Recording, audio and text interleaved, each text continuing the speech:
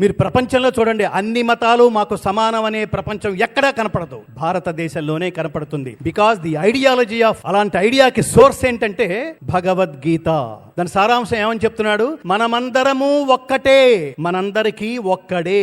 ఇదే చెప్పేది భగవద్గీత సారాంశం. మనమందరం అంటే ప్రపంచంలో ఉన్న మానవులందరూ.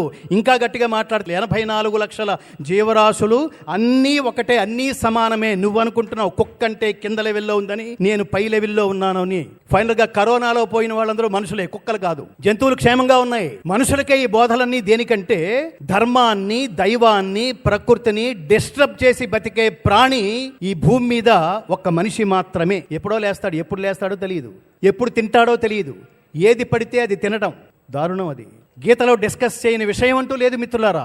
యుక్తాహార విహారస్య యుక్త చేష్టస్య కర్మసు యుక్త స్వప్నావబోధస్య యోగో భవతి దుఃఖః.